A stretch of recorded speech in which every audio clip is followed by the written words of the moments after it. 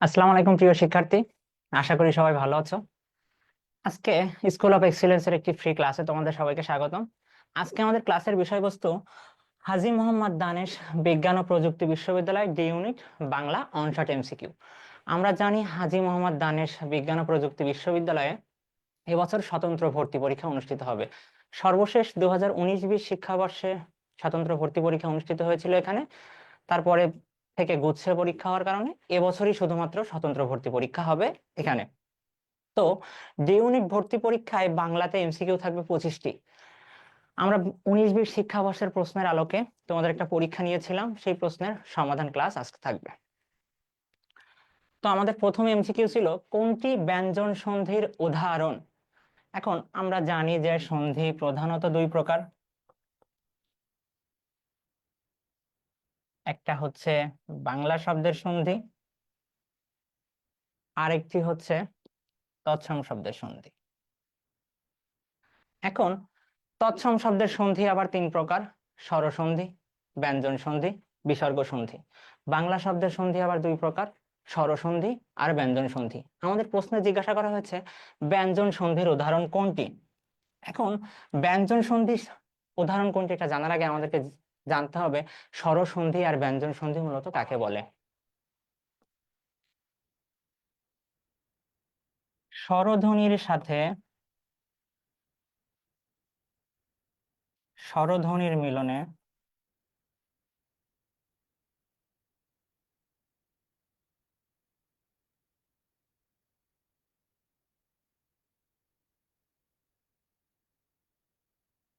যে সন্ধি গঠিত হয় তাকে স্বর সন্ধি বলে। এখন স্বরধ্বনি বিষয়টা কি? যে ধ্বনি একাই উচ্চারিত হতে পারে এবং অন্য ধ্বনি উচ্চারণে সহায়তা করে তাকে স্বরধ্বনি বলা হয়। যেমন অ, আ, এরা নিজেই উচ্চারিত হতে পারে, এগুলো স্বরধ্বনি। আবার এরা অন্য ধ্বনি উচ্চারণে সহায়তা করে। যেমন ক, ক যদি আমরা উচ্চারণ করি, ক এর সাথে কি আছে? ক প্লাস অ। আমরা যদি গ উচ্চারণ করি, গ এর সাথে কি আছে? ক প্লাস অ। অর্থাৎ প্রত্যেকটা ব্যঞ্জন বর্ণের সাথে অ সব সময় থাকে, এজন্য অকে বলা হয় নীলিন বর্ণ। নীলিন বর্ণ অর্থাৎ অ সকল ব্যঞ্জন বর্ণের সাথে সবসময় যুক্ত থাকে।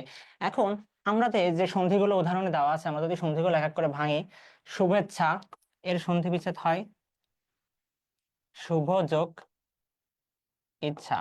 এখন আমরা যদি দেখি এটা ভ, এটার উচ্চারণ কি হবে? ভ প্লাস অ। অর্থাৎ এখানে কি আছে? স্বরধ্বনি আছে, আর শুরু হচ্ছে কি দিয়ে? রস্বই। এটা একটা স্বরধ্বনি, তাহলে এটা কোন সন্ধি? স্বরসন্ধি। পরেরটা আমরা দেখব সংবাদ, সংযোগবাদ। এই যে চিহ্নটা, এই চিহ্নকে বলা হয় হসন্ত চিহ্ন বা হস চিহ্ন। এখন হস চিহ্ন আমরা কখন ব্যবহার করি? যখন কোনো ব্যঞ্জন বর্ণ থেকে নীলিন বর্ণ অকে বাদ দিব, অর্থাৎ অ উচ্চারণ করব না, তখন আমরা কি ব্যবহার করব? হস চিহ্ন ব্যবহার করব। অর্থাৎ এখানে কোনো অ উচ্চারিত হয় নাই, এটা নিজে নিজেই উচ্চারিত হয়েছে। পাশাপাশি পরবর্তী যে ব, এটাও ব্যঞ্জন ধ্বনি, অর্থাৎ এই সন্ধিটাকে আমরা কি বলতে পারি? ব্যঞ্জন সন্ধি বলতে পারি। পরের যে উদাহরণটা আছে এটা আমরা একটু দেখি। প্রত্যেক, এটা বিশ্লেষণ করলে, সন্ধি বিশ্লেষণ করলে হয় প্রতি প্লাস এক। এখানে শেষে যে তয় রস্যি অর্থাৎ রস্বই ধ্বনি আছে, শুরু হয়েছে এ ধ্বনি দিয়ে, অর্থাৎ এটাও স্বরসন্ধি। অতীত, অতি প্লাস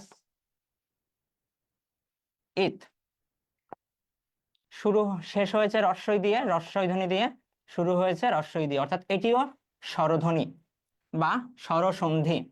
এবার আমরা 2 নম্বর প্রশ্ন দেখব।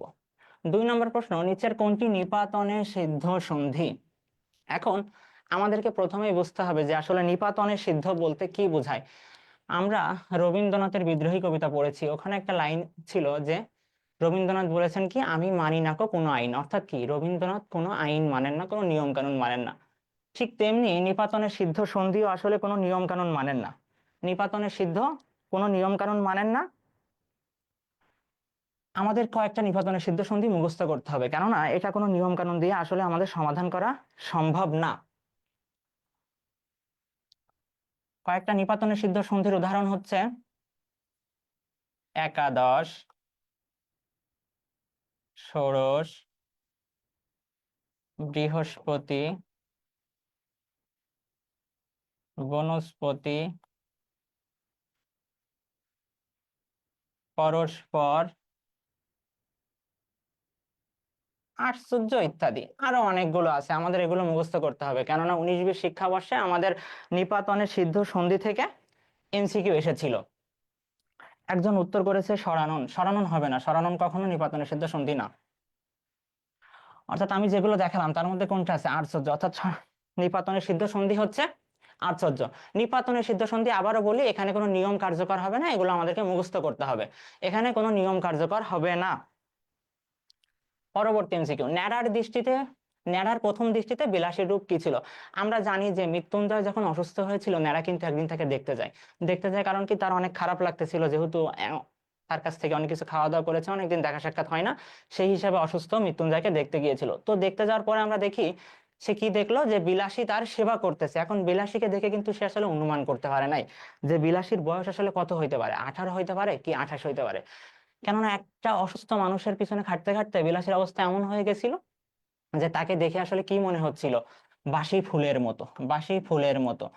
অর্থাৎ একজন অসুস্থ মানুষের পিছনে পরিশ্রম করতে করতে সে নিজেও আসলে অসুস্থ হয়ে গেছে। অর্থাৎ 3 নম্বর প্রশ্ন যেটা, ন্যাড়ার প্রথম দৃষ্টিতে বিলাসীর রূপ কি ছিল, সঠিক উত্তর হবে বাসি ফুলের মতো। রঙিন ফুলের মতো কখনোই হবে না, কারণ একজন অসুস্থ মানুষের সাথে সাথে থাকলে আসলে সে রঙিন ফুলের মতো থাকবে না, তাজাও সে থাকবে না, শুকনো পাপড়ির মতো না।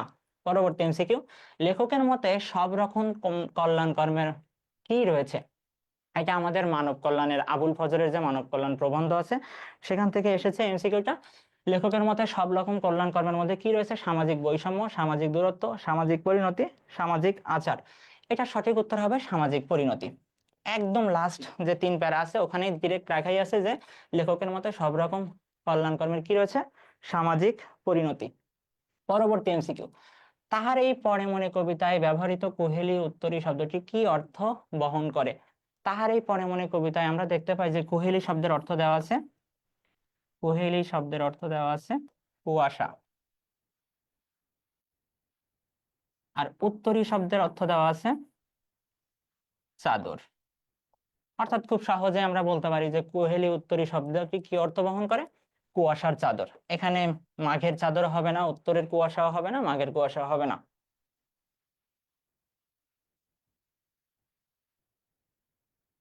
পরবর্তী এমসিকিউ, যেসব লোক দুর্জন তারা পরিত্যাজ্য বাক্যটি কোন ধরনের?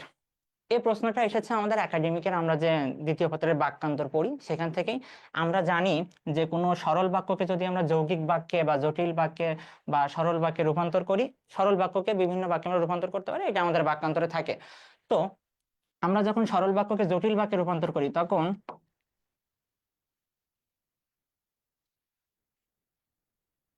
যারা তারা, যে সে, এই সকল সাপেক্ষ সর্বনাম, আমরা সাপেক্ষ সর্বনামগুলো আমরা ব্যবহার করি।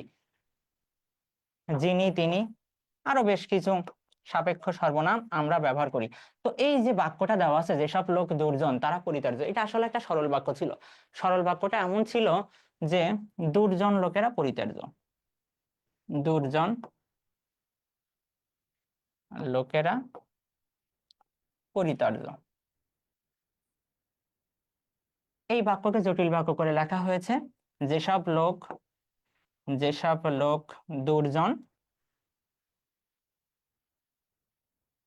যেসব লোক দুর্জন তারা পরিত্যাজ্য। অর্থাৎ আমরা কি দেখলাম এখানে?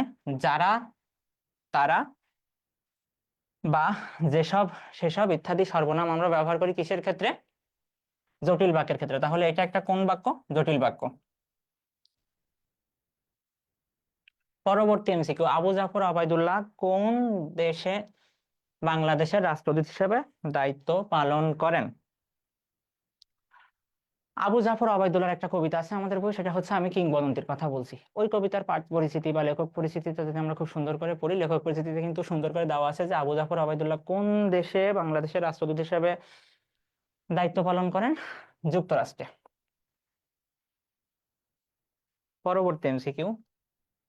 নিচের কোনটি নিত্য সমাস? প্রথম উদাহরণ দেওয়া আছে কোনটি? পঞ্চনদ। পঞ্চনদ, এটা যদি আমরা ব্যাস বাক্য করি তাহলে হয় কি? পঞ্চনদের, পঞ্চনদের সমাহার। সমাহারে কোন সমাস হয়? দ্বিগু সমাস হয়। যদিও সর্বদা সমাহারে দ্বিগু সমাস হবে না, সেটা আমাদের পরবর্তী কোনো ক্লাসে যদি আসে আমরা দেখাবো। তো পঞ্চনদ, তাহলে এটা কোন সমাস? দ্বিগু সমাস। তাহলে এটা কি নিত্য সমাস হলো না? বেয়াদব, এটা কি? অব্যয়ীভাব সমাস। আদবের অভাব। শেষের যে এমসিকিউ, ভালো মন্দ, এটা কি? দ্বন্দ্ব সমাস। ভালো ও মন্দ। তাহলে আমরা তিনটা অপশন দেখলাম, অলরেডি তিনটা অপশনের উত্তর হচ্ছে না, তাহলে আমাদের আর বাকি থাকলো কি? একটা অপশনই বাকি থাকে, সেটা হচ্ছে কি? দেশান্তর। দেশান্তর কি সমাস? দেশান্তর একটা নিত্য সমাস।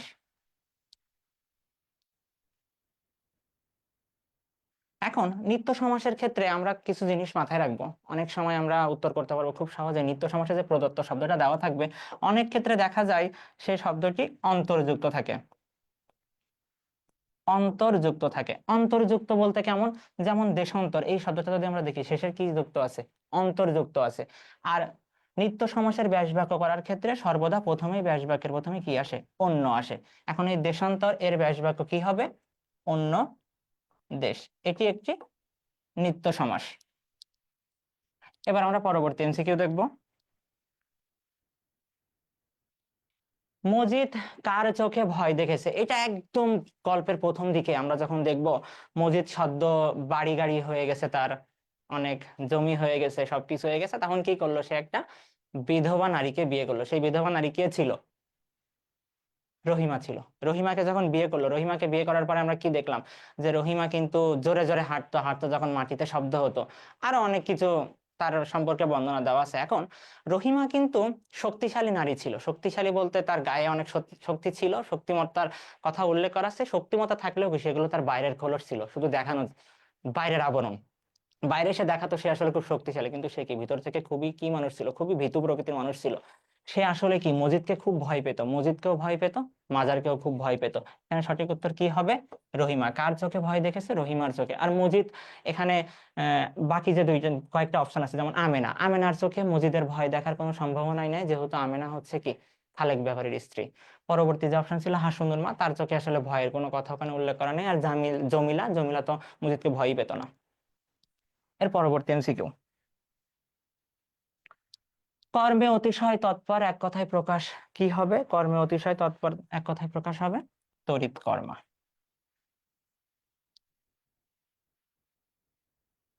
পরবর্তী এমসিকিউতে যাই আমরা। সমীকরণ শব্দের শুদ্ধ উচ্চারণ কোনটি? সমীকরণ, প্রথমটা কি লেখা? সমীকরণ, এটা ভুল। পরেরটা লেখা সমী, এতটুকু ঠিক আছে। করণ ঠিক না, এটুকু ভুল। পরেরটা কি আছে? সমীকরণ, এটা ভুল। তিনটা যেহেতু ভুল হয়ে গেছে, সেহেতু শেষটা সঠিক উত্তর হবে। এটা খুবই স্বাভাবিক বিষয়। তো আমরা দেখি ঠিক আছে কিনা। সমীকরণ, সঠিক উত্তর কি? 4 নম্বরটা, সমীকরণ। সমীকরণ শব্দের সঠিক উচ্চারণ কোনটি হবে? সমীকরণ। এখন উচ্চারণের ক্ষেত্রে আমরা আর কয়েকদিন পরে, যেহেতু আমাদের সব পরীক্ষা শেষ হয়ে যাচ্ছে, আমরা কিন্তু একাডেমিকে খুব সুন্দর করে পড়ে আসছি উচ্চারণের ক্ষেত্রে। উচ্চারণের ক্ষেত্রে আমরা কি জানি? যে তালব্য স, দন্ত স, মূর্ধন্য ষ, তালব্য স, দন্ত স, মূর্ধন্য ষ যাই থাকুক, উচ্চারণের ক্ষেত্রে সবসময় কি হয়? তালব্য স উচ্চারিত হয়। মূর্ধন্য দন্তন্য যাই থাকুক, উচ্চারণের ক্ষেত্রে কি হয়? দন্তন্য উচ্চারণ হয়। এই জিনিসগুলো আমরা খুব সহজেই পড়ে আসছি একাডেমিকে। এখন আমাদের পরীক্ষা যেহেতু সব একদম শেষ পর্যায়ে, এগুলো খুব সহজ প্রশ্ন, এগুলো আর আসলে বোঝানোর কিছু নাই। পরবর্তী এমসিকিউ, পদ্মাবতী কাব্যের রচয়িতা কে ছিল? প্রথম অপশন মুকুন্দরাম চক্রবর্তী, সৈয়দ আলাউল, রবীন্দ্রনাথ ঠাকুর, সমর সেন। পদ্মাবতী কাব্যের রচয়িতা সম্পর্কে কথা বলার আগে আমরা আগে কিছু তথ্য পদ্মাবতী সম্পর্কে জেনে নিই। পদ্মাবতী কাব্য হচ্ছে একটা অনুবাদ গ্রন্থ। অনুবাদ গ্রন্থ। কার অনুবাদ গ্রন্থ? জাইসির পদুমাবাদ কাব্যের অনুবাদ গ্রন্থ। আর এই কাব্যের যে অনুবাদটা কে করেন? আলাওল। তাহলে আমরা এখানে বেশ কিছু তথ্য জানলাম পদ্মাবতী সম্পর্কে। পদ্মাবতী কি একটা অনুবাদ গ্রন্থ। কার অনুবাদ গ্রন্থ? মালিক মোহাম্মদ জয়সির পদ্মাবত কাব্যের অনুবাদ গ্রন্থ। আর এই অনুবাদটা কে করেন? আলাওল। পরবর্তী এমসিকিউ, সক্রিয় শব্দের বিপরীত শব্দ কোনটি? সক্রিয় শব্দের বিপরীত শব্দ পরকীয়।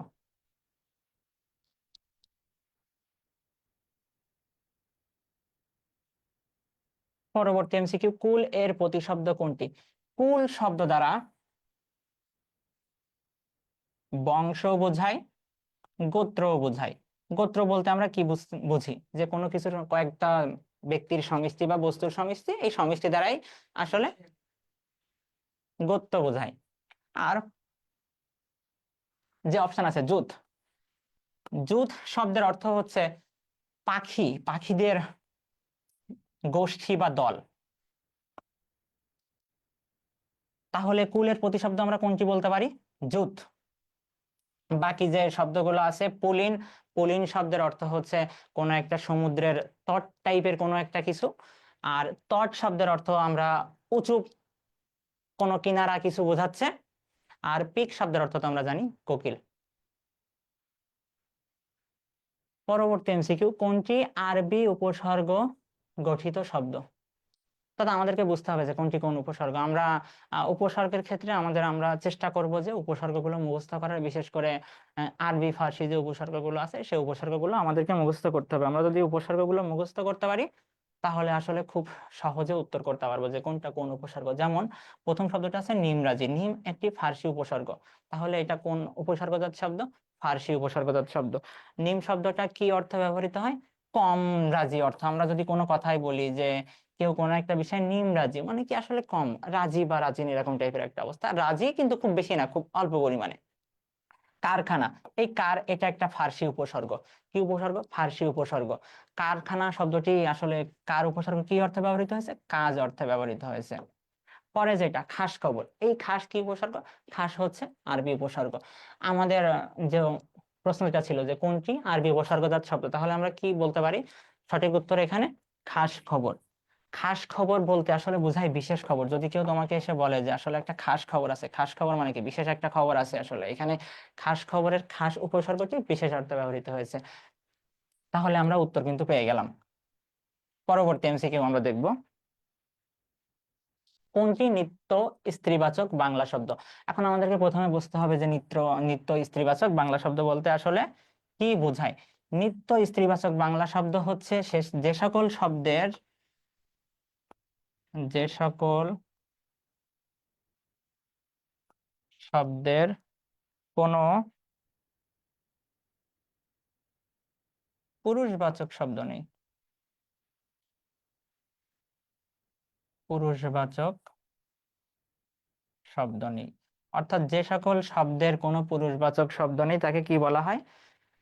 নিত্য স্ত্রীবাচক শব্দ। এখন নিত্য স্ত্রীবাচক কিছু শব্দ আছে, এগুলো আমাদেরকে মুখস্থ করতে হবে। যেমন নিত্য স্ত্রীবাচক কয়েকটি শব্দ হচ্ছে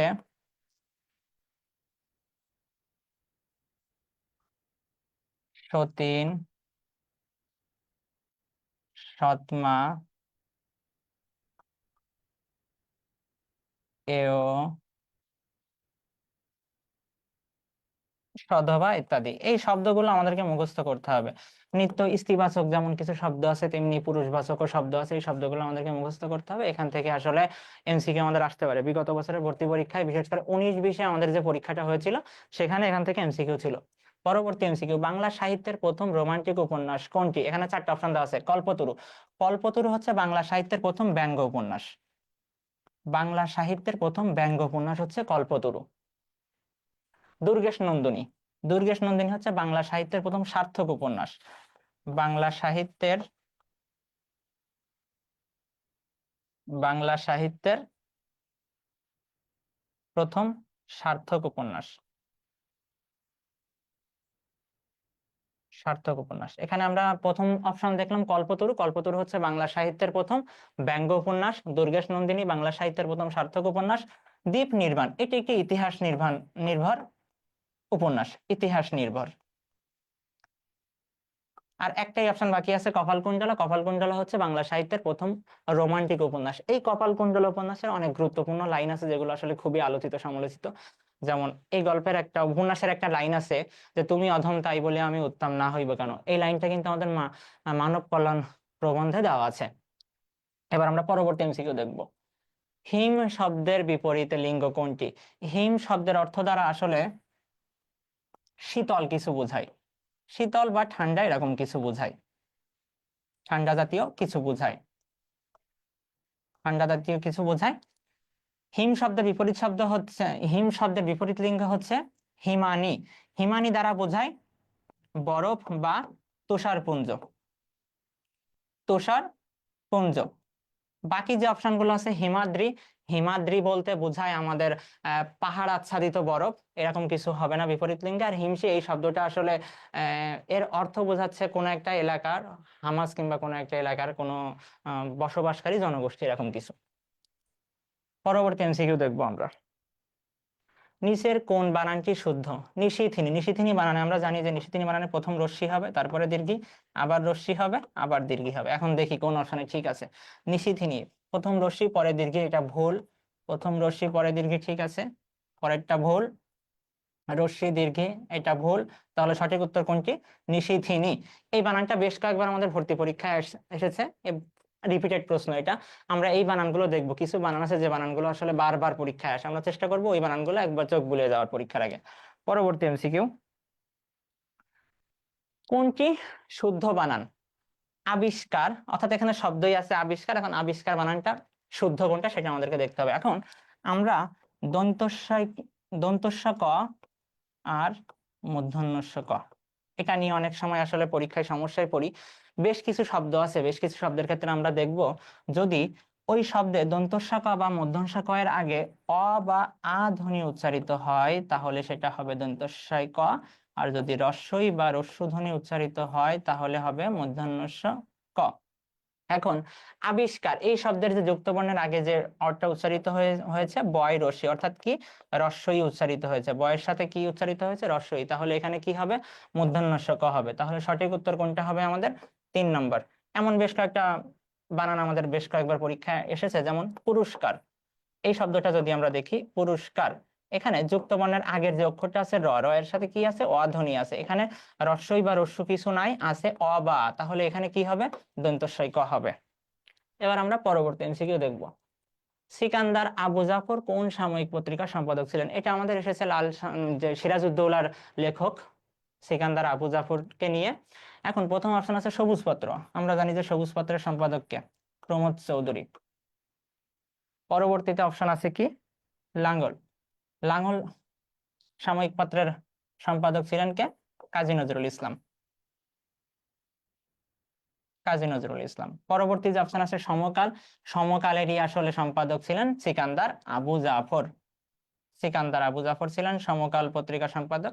শেষে যে অপশনটা আছে কবিতা, এটার সম্পাদক ছিলেন আমাদের বুদ্ধদেব বসু,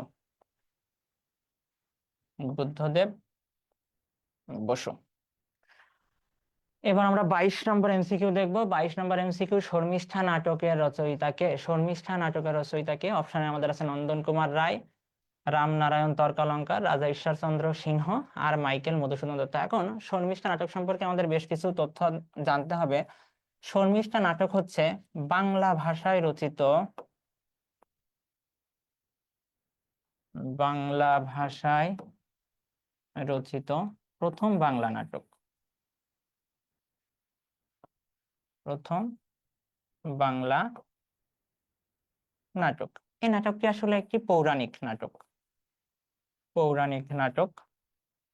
আর এই নাটকটা লেখা হয়েছে আমাদের মহাভারতের কাহিনী অবলম্বনে, মহাভারতের কাহিনী অবলম্বনে।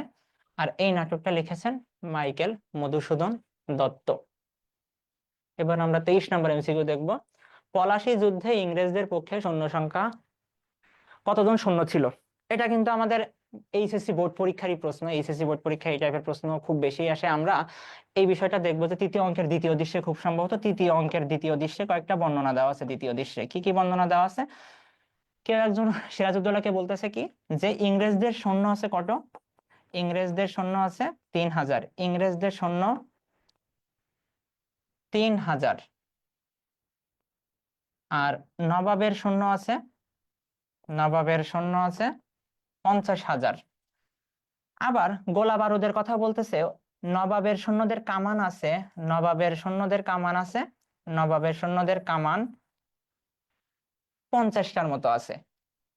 আর ইংরেজদের কামান সংখ্যা হচ্ছে, ইংরেজদের ইংরেজদের কামান সংখ্যা আছে গোটা 10। এই চারটা তথ্য আমরা একটু মাথায় রাখবো। এই চারটা তথ্য থেকে বেশ কয়েকবার আমাদের এমসিকিউ আসছে যে ইংরেজদের সৈন্য সংখ্যা ছিল 3000-এর একটু কম, আর নবাবের সৈন্য সংখ্যা ছিল 10,000, 50,000-এর বেশি। তারপরে ইংরেজদের কামানের সংখ্যা ছিল গোটা 10, আর নবাবের কামান সংখ্যা ছিল 50টারও বেশি।